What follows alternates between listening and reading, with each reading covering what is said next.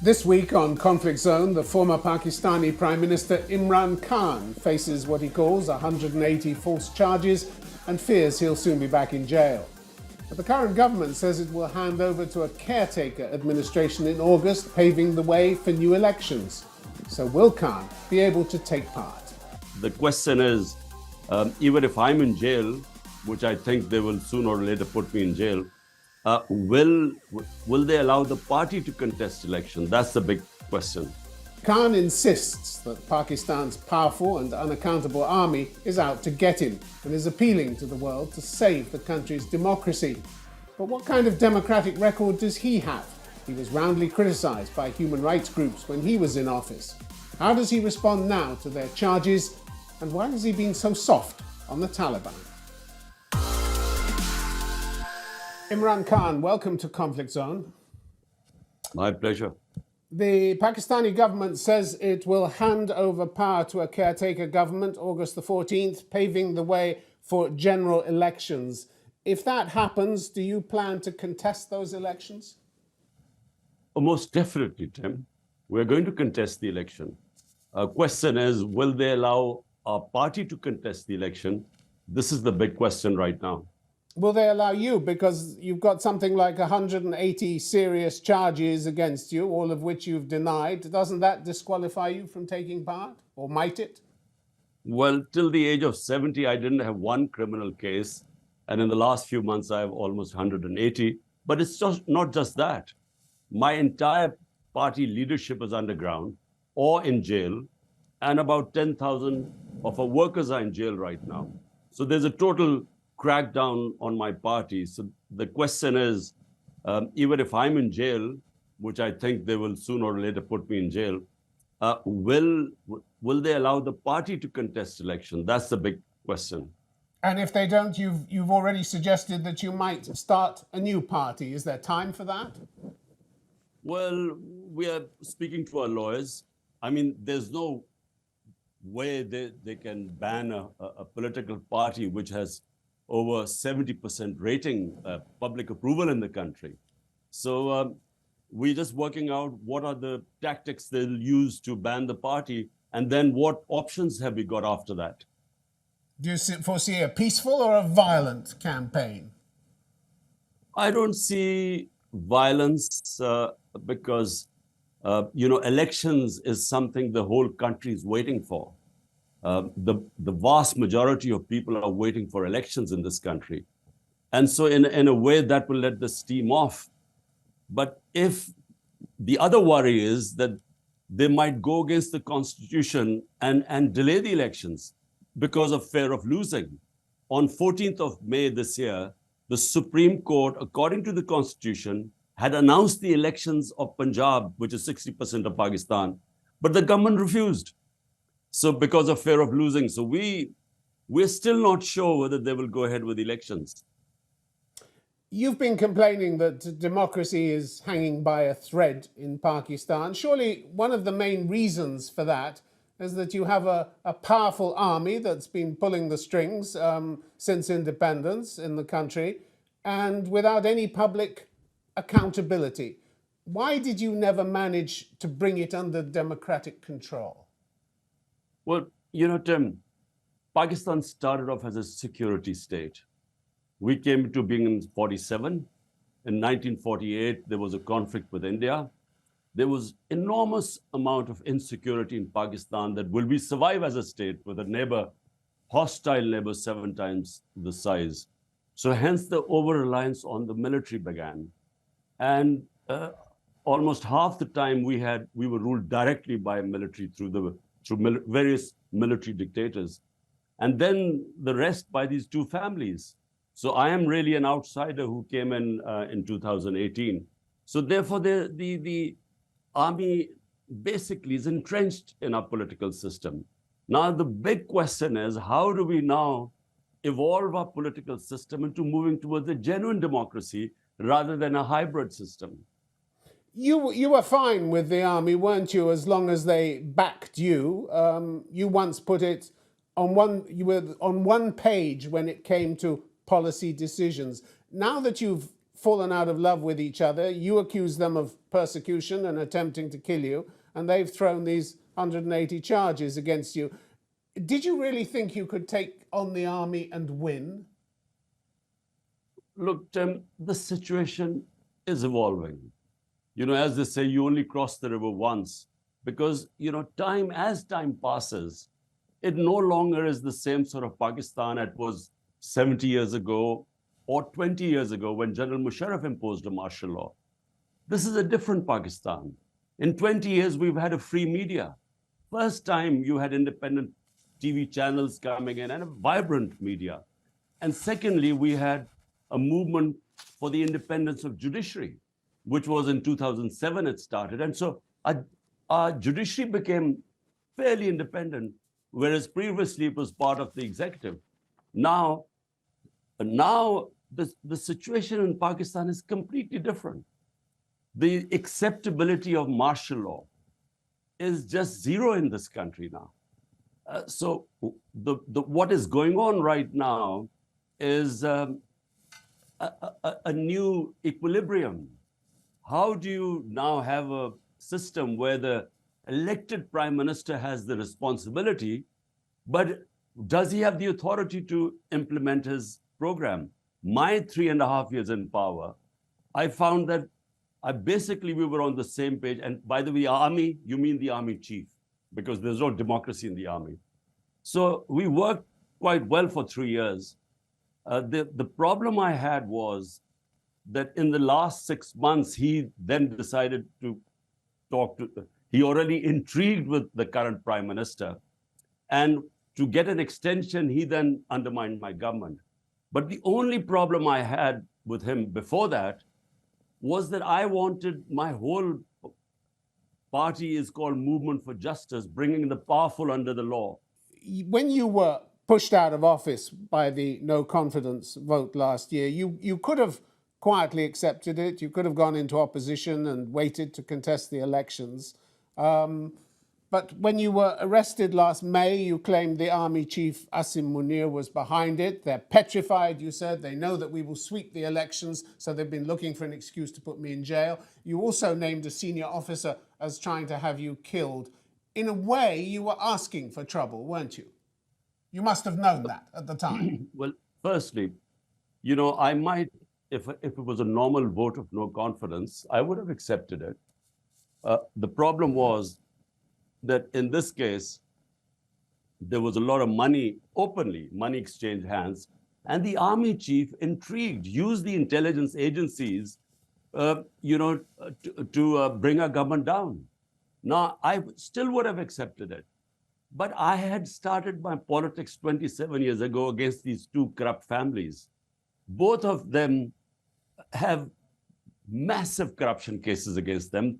In fact, Zardari was put into jail by Nawaz Sharif for corruption. The cases against Nawaz Sharif were from Asif Zardari. Both were termed by the military establishment as corrupt.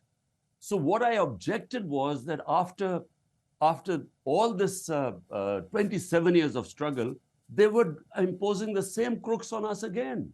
And that's why I went into the public. And by the way, no disruption. I just did public rallies telling the public that, look, this is, we are not sheep. I mean, they cannot impose these crooks on us and expect that like dumb sheep, we would just accept this injustice. And that's what happened. The people responded. Out of 37 by-elections, my party swept 30 of them, despite the establishment supporting them. Now, that's when they got worried, and that's when they tried to kill me. That was my first assassination attempt. Something they've denied. Something, of course, which they've denied. Mr. Khan, you claim to want democracy in Pakistan, but many of your actions don't seem to bear that out. You rejected the results of the 2013 elections that brought Nawaz Sharif to power. And when his government rebuffed your demand to stand down or hold new elections, you threatened to storm his house. How democratic was that? Tim, look, in 2013, the elections were rigged. The establishment then joined hands with Nawaz Sharif and rigged the elections. All we asked them was that there were 133 petitions in the about the federal government. We said, just have 4 random ones just have an audit done, and if there's no rigging, we will accept it. So look, they in refuse. August 2014, your activists, alongside those of a hardline Islamist preacher, Tahir al-Qadri, attacked the parliament and other government buildings. At least 3 people were killed and hundreds injured. And you fanned the flames of violence when talks failed. What did that have to do with democracy? This is not true. Let me tell you exactly what happened. We asked for 4 constituencies to be opened up out of 133 which were challenged. They refused. We did a protest, and we did a protest for 126 days, Tim. Nothing happened except for one day. Nothing happened. These were the most peaceful protests. Our right, just asking them to do a check on the elections. It actually went into the Supreme Court then. But it was never violent. The one night that was violent was, unfortunately, another party also joined us in the protest. And so, something happened one night and there was shelling and so on. But You that's told- out you of told the crowd- 126 days. You told the crowd, I'm prepared to die here. You said, I've learned that government plans a major crackdown against us tonight. I'm here till my last breath. It's almost as if you wanted a punch-up. No. This is right. What are you talking about right now? What's happened? I mean, it's completely different what's happening right now. Or are you talking about 19? I was talking about 2014. I was talking about 2014, the mob in Islamabad. I mean, what happened was, I mean, I could go into details. I mean, they tried to disrupt our peaceful protest, and they tried to remove us from there. And then there was tear gas and so on, and trying to scare us away. And so we resisted that. But I mean, the fact is, in my 27 years, I have always urged everyone to remain within the Constitution and exercise our right for peaceful protest. And that's what it was. 126 days. Only one day there was this tear gas shelling, and when there were, sadly, a few casualties, 3 or 4 people died. Why not control your supporters instead of stoking the violence? What we saw this year, in May this year, your arrest by paramilitary troops at the Islamabad High Court. This led to protests and rioting by your supporters across the country, as well as vandalism against military installations. At least 8 people died, probably many more. What did they die for? What did they die for? A classic case of blame the victim. What happened on the 9th of May? I was sitting inside the Islamabad High Court. There was no warrant against me for arrest. While I was sitting there, filling in the forms, there was an attack by not just rangers, but commandos. Commandos came in, and this is visible everywhere. They came in, they broke through that registry office I was sitting in. They beat up everyone. My lawyers were beaten up. The staff was beaten up. I was hit on my head, and they dragged me out like a criminal. And when these images went out, there was obviously going to be a reaction. Did you But call bear for in calm? mind- Did you call for calm? Just completing. Bear in mind, the Supreme Court then passed a verdict that my arrest was not arrest, abduction was unconstitutional and unlawful. So I was the victim of this. And the way they treated me and the reaction to that, there was always going to be a reaction. I mean, imagine the head of the biggest party being treated like a terrorist. So there was going to be a reaction. But the question is, who ordered it? Who ordered that unlawful, unconstitutional act? The question is also the question is also Sorry. whether you tried to stop it. Mr. Khan, you're often declared commitment. Tim, hold on. Tim, hold on. I was in jail for 4 days. How was I supposed to stop? I didn't even know what was going on. When they produced me in front of the Supreme Court Chief Justice, that's the first I found out about the violence. And I condemned it immediately.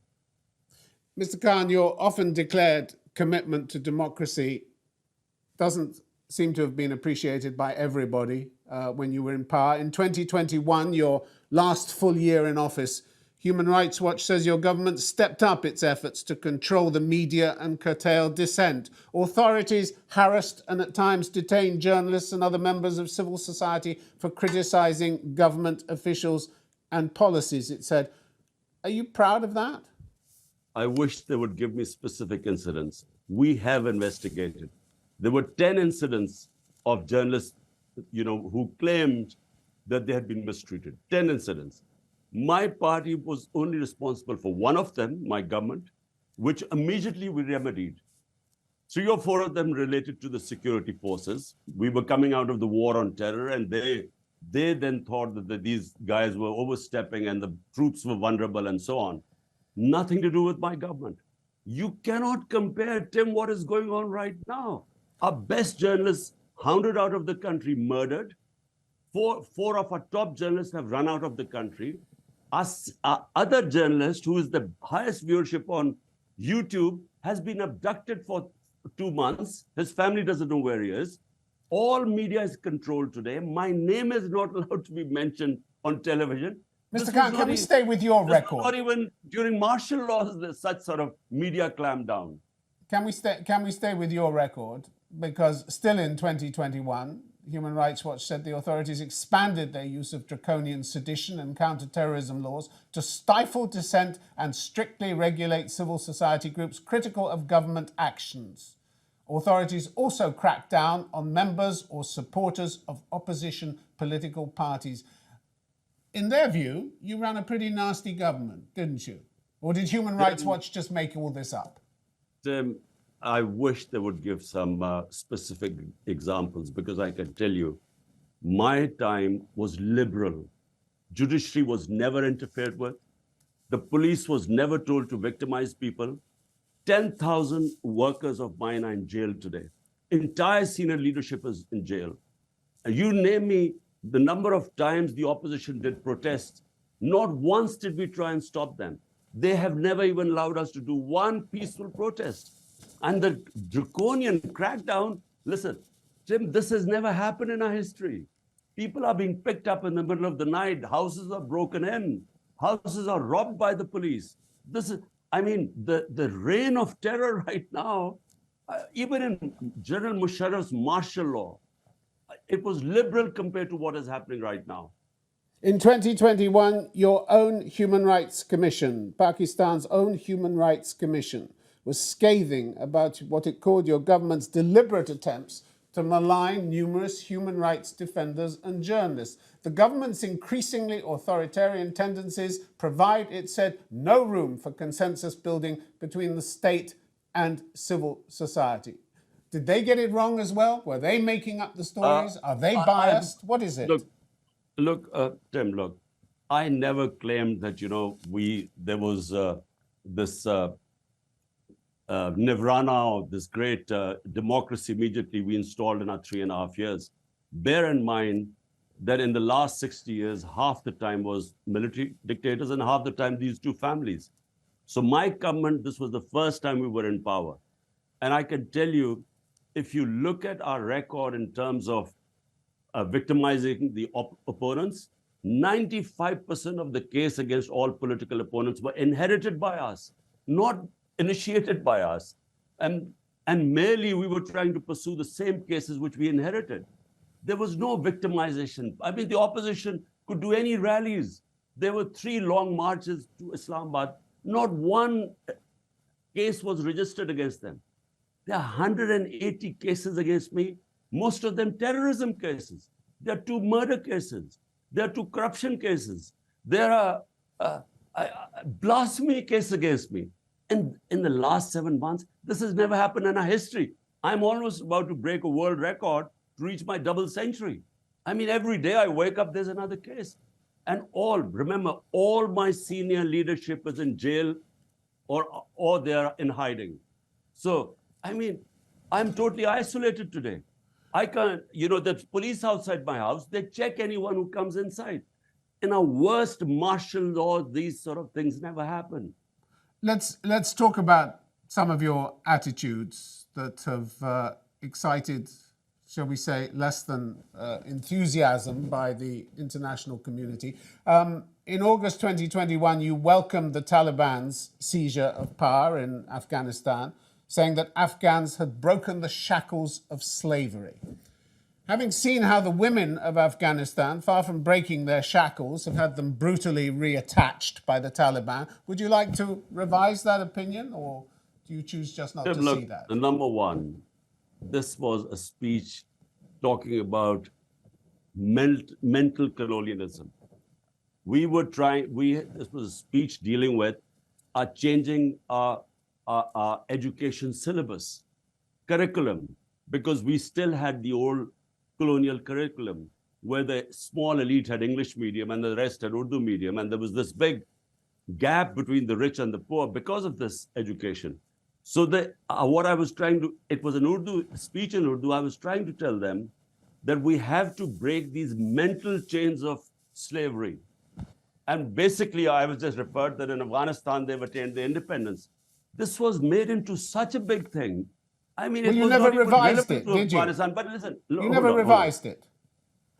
I'm giving you a chance to revise your opinion of the Taliban, and who whipped and beat women when they demonstrated for their rights. Whipped and beat them. Firstly, Tim, so let's get the facts right. Against the British in the 19th century, the Afghans got their freedom when the British left.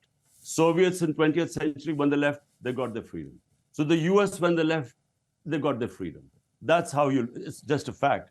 Now come to Taliban. Look, first of all, whichever government is in power in Afghanistan, Pakistan has to have good relationship with them. I had very good relationship or tried my best with the Ghani government, previous government. I went to Kabul. I invited him as a prime minister.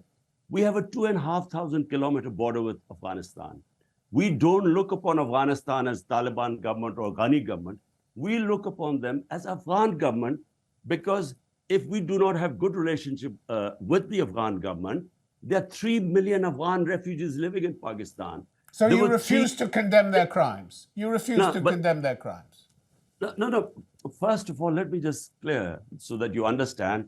Whichever government is there, Pakistan should have good relationship with them, because in the previous time, there were 3 terrorist groups operating from Afghan soil into Pakistan.